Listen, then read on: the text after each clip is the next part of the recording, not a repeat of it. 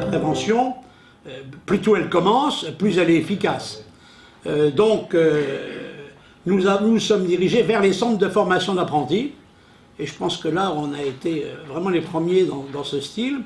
Dans tous les centres de formation d'apprentis, nous avons fait une opération sur le bucco-dentaire, c'est-à-dire que dans les centres de formation d'apprentis, l'UFSBD se déplaçait avec un fauteuil, avec les choses nécessaires pour faire des examens de la dentition.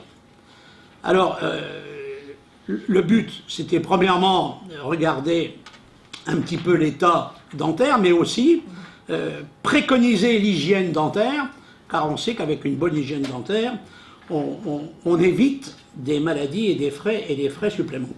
Alors, ça s'est fait sur l'ensemble de nos CFA. En deuxième point, nous nous sommes dirigés vers l'hygiène respiratoire. Dans ce cadre-là, également, nous avons fait la même opération sur tout l'ensemble de notre personnel. Puis ensuite, dans les CFA également, en expliquant un petit peu, puisque nous avons une profession où on utilise de la farine, et on sait que ça risque de causer des problèmes.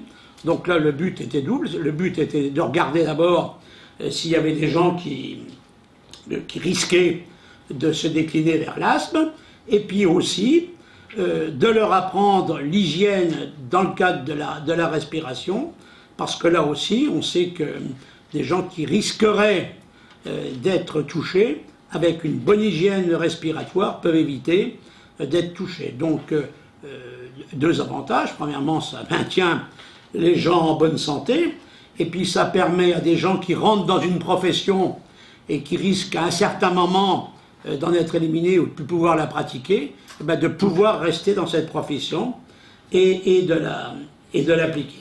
Une nouvelle opération, et là je crois qu'il ne s'est jamais fait, c'est sur la tension en fait. Ça va être des tensiomètres qui vont être distribués dans l'ensemble des boulangeries avec une plaquette qui répondra aux questions posées. Enfin, je ne vais pas aller dans tout le détail parce qu'il faudrait que j'y passe la matinée, je pense que ce serait un peu trop, mais je peux vous garantir que par les professeurs, grands spécialistes de la HTA, ils sont très intéressés par la mise en place de cette opération. Alors, ça c'est sur le côté prévention de ce qu'on appelle, nous, le haut degré de solidarité. Maintenant aussi, il y a les droits non contributifs, qui sont extrêmement importants également. Et dans le cadre de ces droits non contributifs, nous avons mis en place le fait que les gens qui quittent la profession sont pris en charge en payant seulement 15% de supplément, c'est-à-dire 115% du tarif pour leur complémentaire santé, même quand ils sont en retraite. Alors qu'on sait que la loi E20, c'est 150%.